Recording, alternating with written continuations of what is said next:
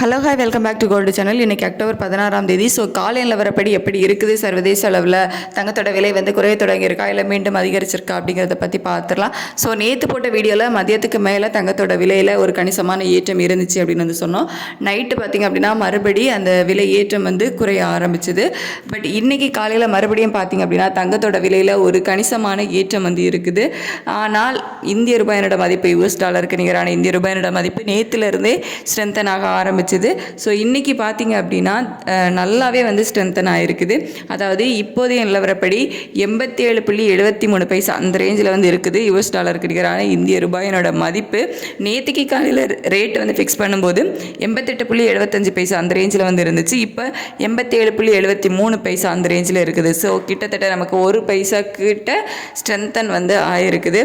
ஆனால் சர்வதேச அளவில் தங்கத்தோட விலையில் ஒரு கணிசமான ஏற்றம் இருக்கிறதுனால இன்றைக்கி தங்கத்தோட விலை அதிகரிக்கலாம்.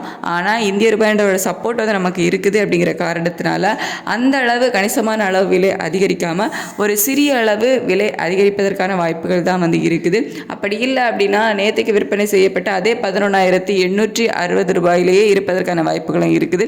ஏன்னா இந்திய ரூபாயோட சப்போர்ட் நமக்கு ₹1 கிட்ட கிடைச்சிருக்குது. ஸோ அதனால இன்னைக்கு பெரிய அளவில் தங்கத்தோட விலையில் ஏற்றம் இருக்காது. வெள்ளியோட விலையும் சர்வதேச அளவில் ஒரு கணிசமான ஏற்றத்தில் இருக்குது அப்படின்னு சொல்லலாம். அதாவது ₹5 மேலேயே விலை அதிகரிப்பதற்கான வாய்ப்புகள் தான் வெள்ளியிலையும் இருக்குது.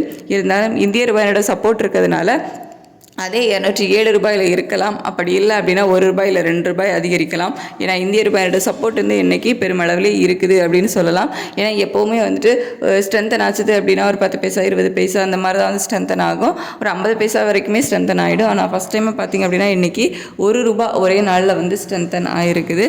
ஸோ எந்த மாதிரி இருக்குது அப்படிங்கிறத நம்ம கொஞ்சம் வெயிட் பண்ணி பார்க்கலாம். ஏன்னா இன்னும் 1 மணி நேரம் கிட்ட டைம் இருக்குது. ஸோ அதில் இன்னும் அப் அண்ட் டவுன் மாறுவதற்கான வாய்ப்புகளும் இருக்குது.